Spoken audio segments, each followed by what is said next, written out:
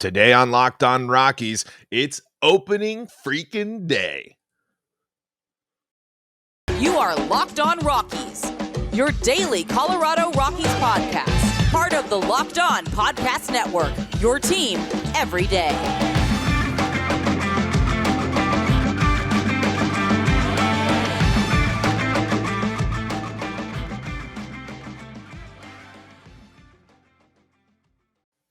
Rock on Rockies fans, welcome into the Locked On Rockies podcast for today, the 8th day of April in the year 2022, also known as opening day. Yes, that's right, folks. You made it, Rockies fans. It's here. The new 2022 Rockies season is here. All the offseason questions, all the offseason moves, all the changes, all this, all that, all the other thing. It's all coming down to this. It all starts today. The Rockies campaign starts against the dreaded Los Angeles Dodgers. And to start the season off, we are crossing over with Locked On Dodgers. So that's going to be your pod today. But I just wanted to thank you for making us your first listen of the day. And we ask that you follow and like and subscribe, all that good stuff. Locked On Rockies on Twitter and the Locked On Rockies YouTube channel so you can stay up to date with all things Colorado Rockies all season long. Thank you so much to Jeff Snyder of Locked On Dodgers for joining us, and that's going to be your pod today. So enjoy.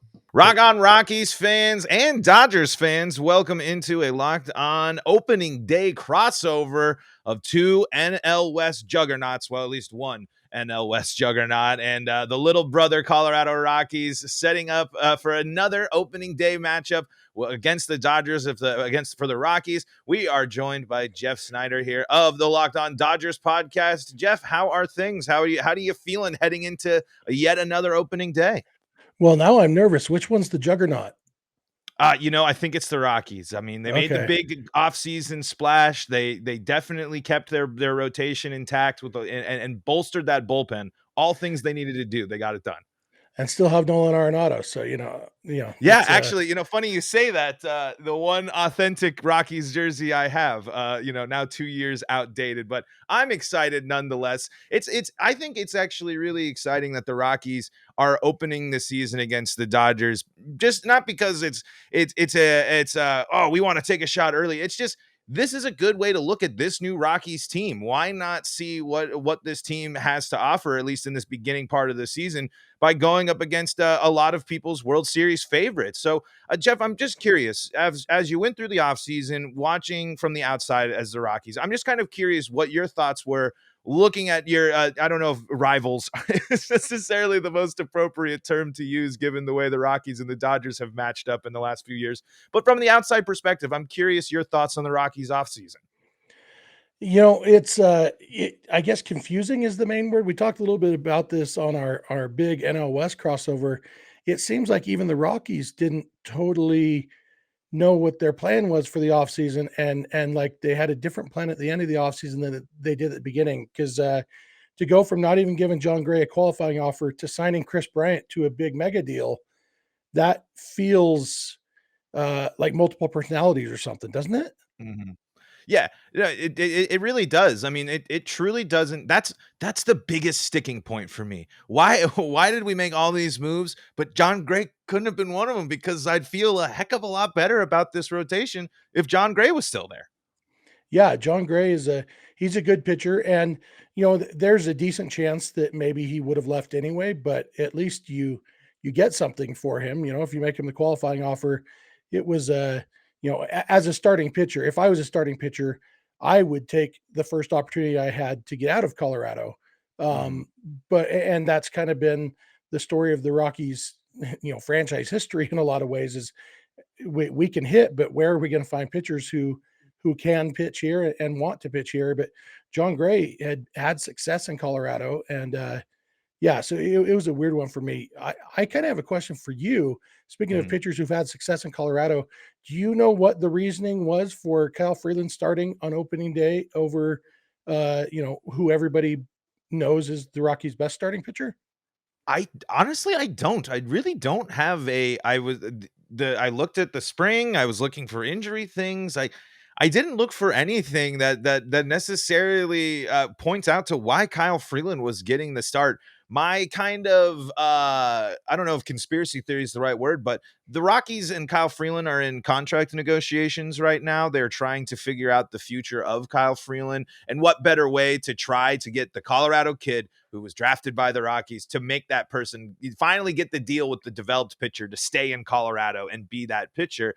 I'm maybe that's there, but I don't know. I don't know why you wouldn't wheel out the all-star Ramon Marquez an opening day in front of everyone to start the season off. I like Kyle Freeland. I'm not necessarily against him getting the start, but it's a big deal, and you know it is weird. There's nothing that I've seen that says this is the for sure reason that Kyle Freeland starts. Maybe there will be something that'll come out tomorrow, maybe just to give Ramon an extra day to get into the swing of things. I'm not really sure, but I think a lot of people would have liked to see Ramon come out and take on the Dodgers as well. But I'm excited for Kyle Freeland as well, though. It's a big deal getting the opening day start. Yeah, and Marquez got the opening day start last year. If I remember right, Freeland was hurt at the beginning of the year last year, right? Yes, he got hurt late in the spring last year, and he wasn't able to, and he didn't get into the rotation until deeper into the season. And that's one of the things, circling back to John Gray, the depth of this starting rotation. If someone is to get hurt at the beginning of this season, the Rockies really take a steep drop off in terms of their next arms. Even when you get to the fifth spot in the rotation, you're confident in Marquez, Senzatella, Freeland, and Gomber enough to at least be part of your core. But then when you get to that fifth spot, and then with Gomber and Freeland not being necessarily the most consistent pitchers, I will say the loss of John Gray really put a blow to that starting pitching depth for the Rockies as well. Yeah, I remember looking at the Rockies depth chart, you know, their projected starting rotation and everything. And there were some guys on the list who, you know, probably says more about me than anything, but guys I had literally never heard of. And, you know, I'm sure Rockies fans have heard of these guys, but it does seem like they are really, really banking on the guys, you know, those four guys you mentioned, really holding things down and staying healthy. And, Marquez and Freeland, and pray for another lockout or something. Yeah, you know, it's really that. I think that was the mindset. It was, we were going to bank on these four pitchers keeping us in enough ball games, and hopefully we'll go along for the ride, because they really didn't beef up the bullpen. It's a lot of faith being put in guys that have been in the system for a little bit. Some of them got some time in the pandemic season, then they got some time last year. It's young arms, quote unquote young, not necessarily. It's more young in terms of service time instead of just actual age. But the Rockies really are going to look on some of their Ryan Rollisons, the Peter Lamberts, names that I know you've never heard of because they came up and got a couple of starts here. Peter Lambert's gotten some big hits against the Dodgers. I know Peter Lambert. True. That is right. That's right. Rest in peace to the designated here. And that's actually one thing I am curious, and I want to talk to you about, Jeff, as well. But before we keep our opening day preview conversation alive, make sure that you are staying up to date and fueled, and being up to date with your protein, with the best tasting protein bar around, and that is Built Bar. Built Bar has so many delicious flavor options for you available at built.com, and they're low calorie, high protein. And if you don't believe me, you can go and check the macro charts for yourself, and you're going to be blown away. High protein, low calorie, high fiber, low carb. Most Built Bars contain 130 calories, 4 grams of sugar, 4 net carbs, and 17 grams of protein. Compare that to a candy bar, which usually has around 240 calories, 30 grams of sugar, and dozens of net carbs. Hey, if you want to check out something cool and new, you can check out the first ever 100% protein infused marshmallow. The Built Bar Puffs are there, and both Built Bars and the Built Bar Puffs are covered in 100% real chocolate. Go to built.com, use the promo code LOCKED15 and get 15% off your order. That's 15% off your order with the promo code LOCKED15 at built.com. Promo code LOCKED15 for 15% off at built.com. We are talking to Jeff here. Jeff from Locked On Dodgers. Jeff, new rule changes, new stuff coming to the world of baseball. What do you think of the DH coming to the National League West? And is this a big win for the Dodgers? Because in my eyes, huge win for the Rockies. As much as I think Ramon Marquez is one of the best hitting pitchers in baseball, should have won the Silver Slugger last year. But this is a major moment for the Rockies, because I think they can be a lot more creative with it, and we can finally stop having Charlie Blackmon play right field when the Rockies finally figure out that is a bad idea.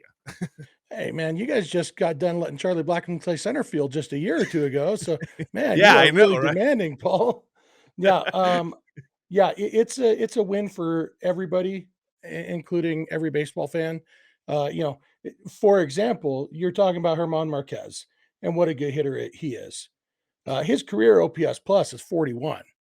I mean, for his career, he is 59% worse than the average hitter, which puts him like, you know, 45% worse than the worst hitting backup shortstop, and Right. that's for me. I grew up a Dodger fan, a National League fan. It's in my DNA to hate the DH. But a couple of years ago, I realized, I pay a lot of money to watch baseball, whether I'm at the stadium or, I'm paying for my MLB TV or whatever it is. I'm paying money to watch this. When I'm paying money to be entertained, I want to watch somebody do something that they're good at. And Mhm. that's what it boils down to for me. I don't want to watch a guy go up there and hit who can't hit. And yeah, it's exciting. One of my favorite moments I ever had in the stadium was my first game as a Dodgers season ticket holder, opening day 2013.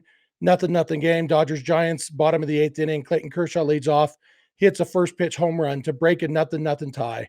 Dodgers go on to win 4-0. Kershaw throws a complete game shutout. It was awesome. Guess what? That one moment does not make up for the 854,963 times I've watched a pitcher go up there and look useless with a bat in his hand. And every pitcher you can name me, Herman Marquez, even last year, should have won the Silver Slugger. His OPS plus was 71.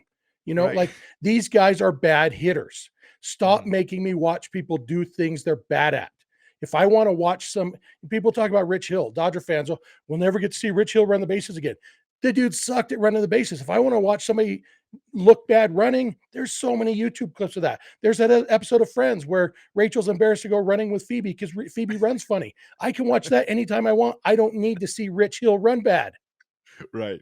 Absolutely. Everyone wants the Bartolo Colon home run where the stadium erupts, or Oh, like you said, the Clayton Bartolo. Kershaw. Oh my gosh. That dude was such a bad hitter. He's Yeah, such and the fact his that he helmet hit fell one home off. run, who cares? People still get excited about that. I'm like, I see that highlight clip. I'm like, okay, here's a dude who sucked at hitting for his entire career. And one time he accidentally hit a home run. And we act like that makes up for the every other time that he just sucked. And Yeah. I'm not big on the Bartolo thing. I'm as a fellow fat guy, I feel like it's just thinly veiled, make fun of the fat guy, but you know, say Right. it in a way that he thinks that we're on his side. You show me a picture of him next to Jacob DeGrom and Noah Syndergaard a couple years ago, and calling him big sexy. Like, you know what? The dude who looks like a toad next to the two guys who actually are sexy. Don't patronize the fat guy. Come on. Yeah, yeah, it's definitely there. And it's a very fair comparison to say, and I see where you're coming from completely. And yeah, it's I'm with you. It's just the approach at the plate, the discipline, the stand, everything is just like, like it is just kind of like, what are we doing? How many baseball fans are immediately turned off by there? Or and I've seen Raimel Tapia hit enough exciting ground balls to that can make up for every dribbler a pitcher will hit through the right side of the And infield even to Raimel score. Tapia is a better hitter than Herman Marquez. Yeah, Right. that's Yeah, exactly. 68% on the ground, and you'll still take Tapia over every time. You mentioned Kershaw, though. Kershaw coming back. One of the biggest moves probably for Dodgers fans this offseason. What does it mean for you to have Kershaw back, and what are your expectations for Kershaw this season? it means everything as a fan. Clayton Kershaw is my favorite player of all time. I love Clayton Kershaw, and Mhm. it would have been weird to see him in another uniform. I don't think it was ever, even though he says it did come down to the Dodgers and Rangers. I believe him, but I also believe that it was always going to be the Dodgers. And the fact that he considered the Rangers, well, yeah, I've considered a lot of things, and then once you look at all the factors, you don't do them. And he wasn't going to go to another team, and I don't Mhm. believe that he ever will. But definitely right now, where the Rangers are in the competitive cycle, Clayton Kershaw has been in the league for this will be his 15th season. In those first 14 seasons, he's been in the postseason, I think 11 times. And, including the last 9 years, Clayton Kershaw is not looking for October's off. And Mm-hmm. the Rangers, yeah, they're trying to get better. They're still in a tough division. Other teams in their division are trying to get better too. The Rangers are still likely to have October off. And, at Clayton Kershaw's at this stage of his career, he's a competitor. And if he's going to keep playing, he's going to be trying to win. He's not going Right. to, I honestly believe when Clayton Kershaw is ready to be closer to home, he's going to just be at home. He's not going to Right. be playing for a baseball team in Texas just because that's where he's from. He's going to play to win, play to be competitive until he's done, and then he's going to go be a stay-at-home dad. Yeah. And so it was. Of course, he was coming back to the Dodgers. As for what to expect from him, I expect him to be good. He was last year when he was healthy, he was very good. Yeah, it was the worst season of his career, and he was still very good. Right. And when he's healthy, he's going to be good. The question for the last 5 or 6 years with him has been, how many starts are you going to get from him? How healthy is Mm-hmm. he going to be? And we don't know the answer to that. And I think that's reflected in the contract he signed. I think he was more realistic and basically took a 50% pay cut. He's more realistic about what to expect from himself, and the Dodgers are more realistic about what to expect from him as far as quantity, but quality wise, I think he's going to be really good. Yeah, just you don't doubt Clayton Kershaw when healthy. It's just not something you should do. We've seen him be incredible, one of the best, if not at times the best we've ever seen. I would say. Is there any form of a plan like to manage? Are they going to just you're in the rotation? We're hoping for the best. Is there going to be any sort of maybe like a start skip every now and then for Kershaw to manage with this with the health concerns? They haven't said anything, and it's tough to tell because there's so many other question marks around the Dodgers starting rotation. We don't even know if Trevor Bauer is going to be on the team, Mm-hmm. and you've got the top three of Bueller and Urias and Kershaw. That's really good, and then you've got Tony Gonsolin, really good stuff, looked really good in spring, has the potential to be a really good starter. And then the fifth starter is up in the air. It's going to start as Andrew Heaney. He's going to get a tryout for 3.5 weeks. And then when they realize, oh, he actually is bad, then they'll cut him and Tyler Anderson will slot in unless Trevor Bauer is back. And, but there's so many questions that, you can't really go into the season right now saying, yeah, we're going to do a 6-man rotation for a little while, or we're going to skip starts because they don't even know who's going to be their starting five really Mm-hmm. for the long term. And so Right. I'm sure that they've had plenty of talks internally about managing Kershaw's workload, but my guess is that it's going to be more give him, definitely don't skip the fifth starter anytime when you have the day off, so that he does get occasional extra days because of built-in days off to the schedule. And then beyond that, yeah, he'll probably end up on the injured list for a couple of weeks at some point. And, they may be extra aggressive with that. Okay, here's something where Kershaw could use a start or two off. Boom, let's 15-day IL him and give him 3 starts off, and then bring him back healthy. They may be extra aggressive with that, but even that's just me guessing because they haven't said anything out loud. Mm-hmm. I'm interested. The Tyler Anderson pickup could be a really nice. It could be a nice, simple, easy ad. I watched him. I run the radio board sometimes for the Mariners over here, so I got to catch him in his stint with the Mariners at the end of the season, and of course the Rockies ties there as well. A nice little piece to add depth to that rotation, though. Yeah, he is almost exactly a league average starter. I mean, his career ERA plus is 100, and that's very valuable for a fifth starter. A Yeah. guy who can, especially with the Dodgers offense, a guy who can come in and throw you 6 innings and allow 4 runs, that puts you in a really good position to win when you're this Dodgers team. And Mm-hmm. so, yeah, and he has potential to even be a little bit better than that, I think. And yeah, Tyler Anderson is a guy. It's kind of funny because he was always infuriating when he did pitch for the Dodgers. And I'd be like, it's Tyler Anderson, guys, come on. But the fact is, you have to say that sentence so many times, you start to realize, okay, maybe Tyler Anderson's not quite as bad as he seems like he should be, because he doesn't throw very hard, doesn't have great stuff, but he gets outs, and that's what you want from a pitcher. And so I do expect him. I think he would be the Dodgers' fifth starter right now if it wasn't for the fact that they signed Andrew Heaney to a bigger dollar contract, and Anderson kind of came into camp saying he was willing to pitch in whatever role, and so that kind of gives the Dodgers the opportunity to see if they can fix Andrew Heaney.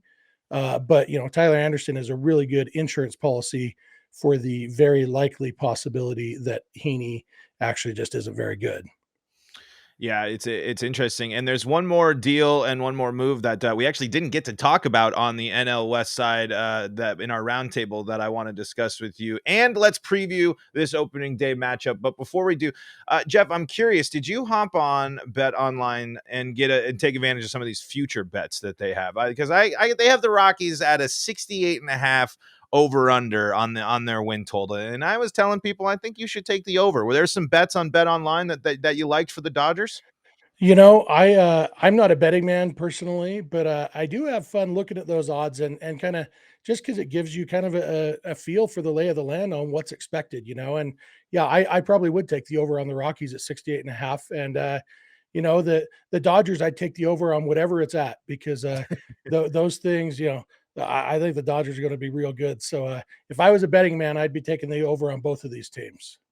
And there's no better place to bet than betonline.net, your number one source for all your betting needs and sports info. Find all the latest sports developments, including the Masters, baseball opening day, and baseball action all season long at BetOnline. BetOnline is your continued source for all your sporting wagering information, including live betting, esports, and scores. Head to the website today or use your mobile device to learn more about the trends and action at betonline.net.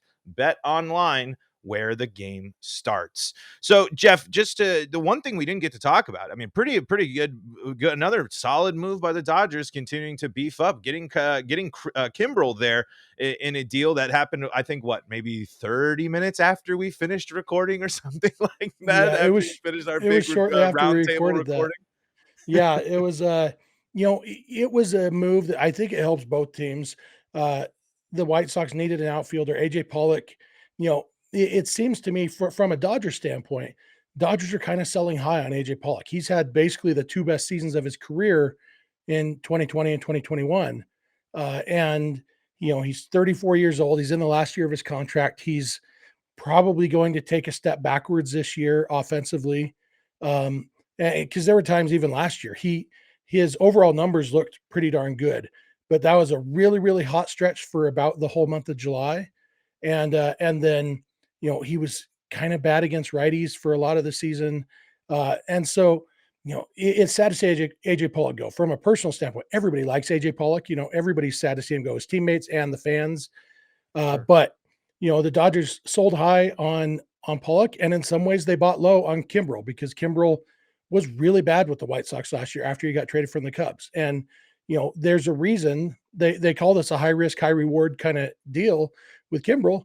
But people think about the high reward and they forget the first half of that equation is the high risk. And there's a chance that Craig Kimbrel will struggle, and this trade could look bad. But if they can get him back to the version of Craig Kimbrel that the Cubs had in the first half of last season, or the elite Craig Kimbrel of the past, it really solidifies that Dodgers bullpen and puts them in a position to be able to utilize their other relievers in a more predictable way for the relievers, put them in roles they're comfortable with. Blake Trinan. I was excited about the idea of the Dodgers going with closer by committee, but now that they have a closer, I'm maybe even more excited about them going with innings 6 through 8 by committee. Play those matchups and then have Kimbrel come in and do what he's comfortable with, knowing he can get out lefties or righties. And, so we will get to see Blake Trinan in either the 6th, 7th, or 8th inning, depending on when the tough part of the lineup's coming up. Get to see Alex Vesia against some lefties, and the Dodgers have a lot of really good relievers. And I think Kimbrel just adds to that and kind of solidifies their bullpen plan. So I'm pretty excited about it. And it kind of it softens the blow maybe of losing Jansen a little bit as well. You have someone, at least in kind of name recognition out of the bullpen, you kind of get that as well with Kimbrel coming in with Jansen moving on there as well. Yeah, and there's only one active player in baseball with more career saves than Kenley Jansen, and that's Craig Kimbrel. And at his best, Craig Kimbrel is better than Kenley Jansen, especially at this point of Jansen's career. Jansen had a pretty solid year last year. Other than He had a couple high profile, like 3 straight blown saves in a row mid-season, including 2 against the Giants that came back to hurt. Mhm. But after that stretch of games, Jansen was lights out the rest of the season. I think he was 17 for 17 in save opportunities, had an ERA right around 1. He was really, really good. But just pure skills wise right now, I'd take Kimbrel over Jansen. And especially when you look at the contract and everything, what the Dodgers are paying, I think Kimbrel is a little bit better pitcher than Kenley Jansen. And so it's an upgrade overall in the closer department.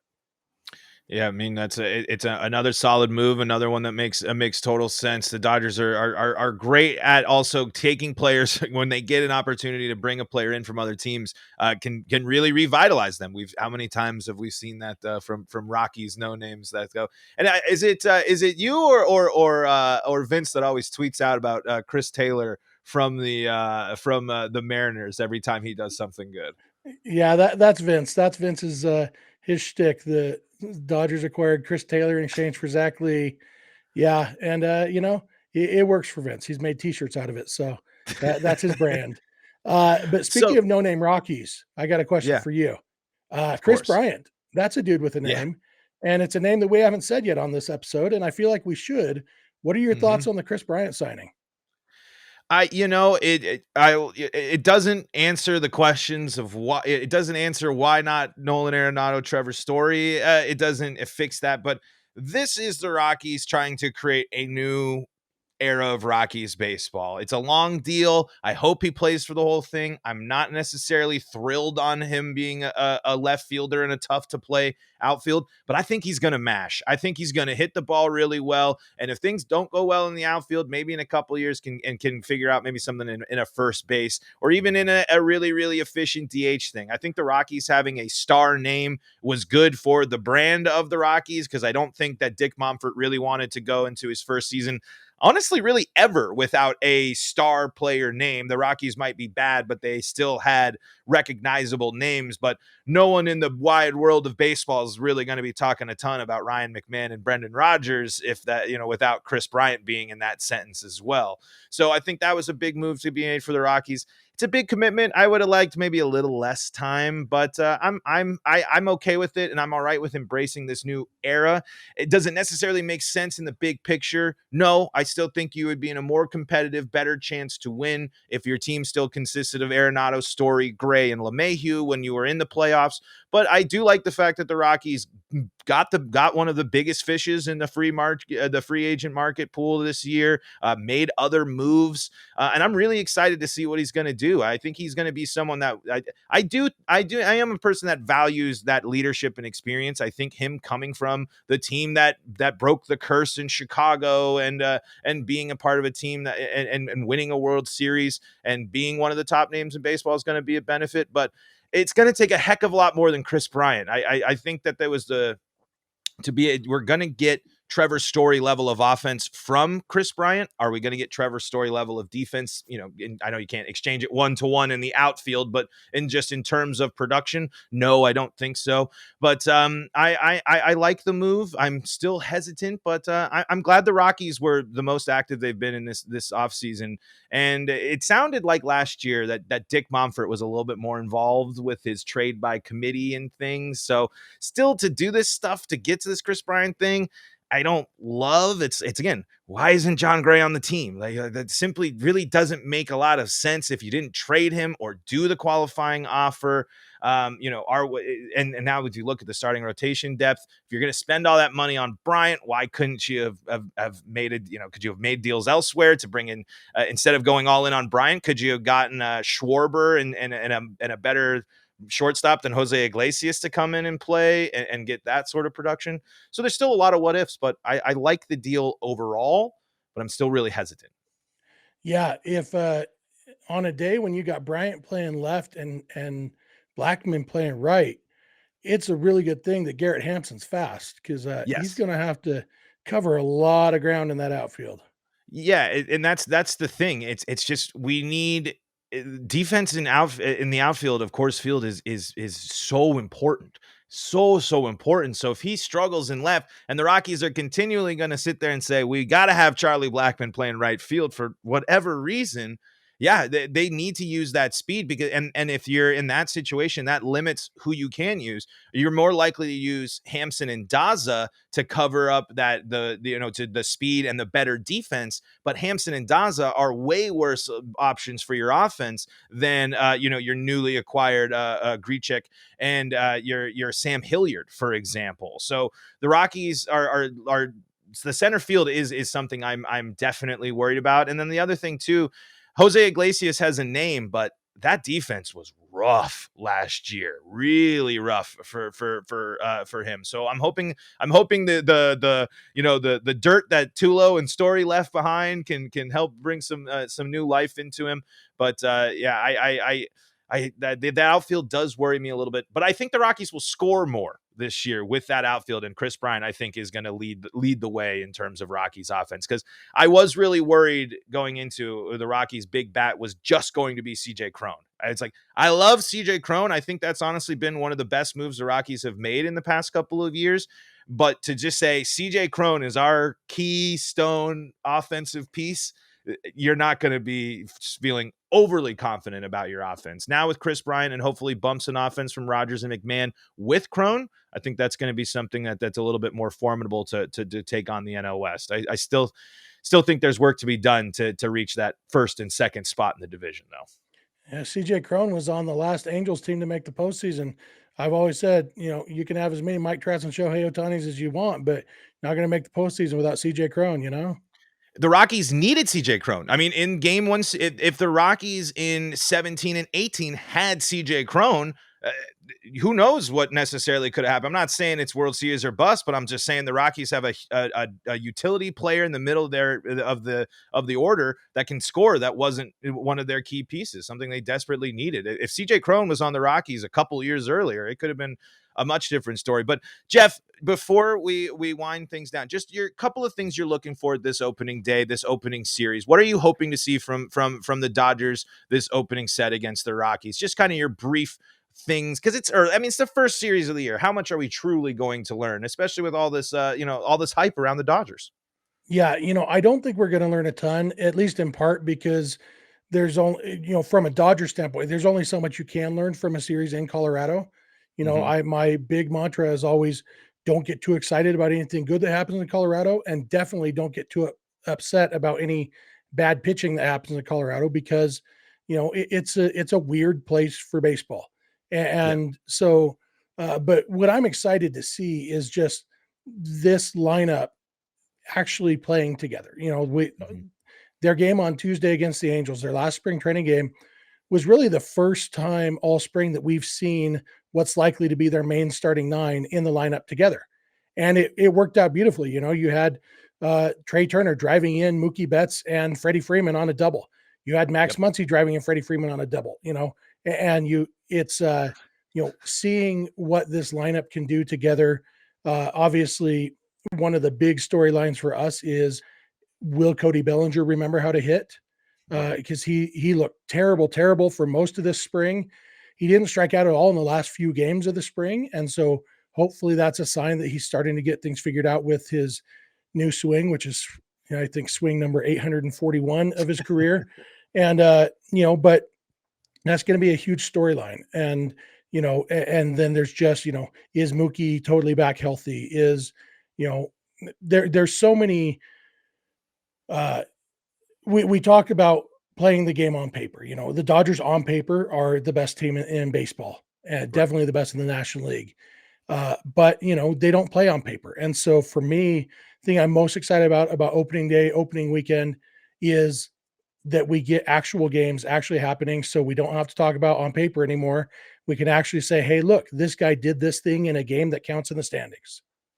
And I honestly, I'm going to echo that. I know it's my lineup of Bryant and Rodgers, McMahon and Cron doesn't have the same firepower as Turner and Betts and Bellinger and such. But this is, again, all the confusion, all the questions, all the stuff about the Rockies. Now we can finally start seeing this new look, new identity Rockies, led by Bill Schmidt and his plan for a Rockies offense that hopefully should score more runs. But will the bullpen, the bullpen didn't really get get much better from last year? What's that going to look like? What's the Rockies starting rotation going to be like without John Gray? And they're going to see, because it all starts today.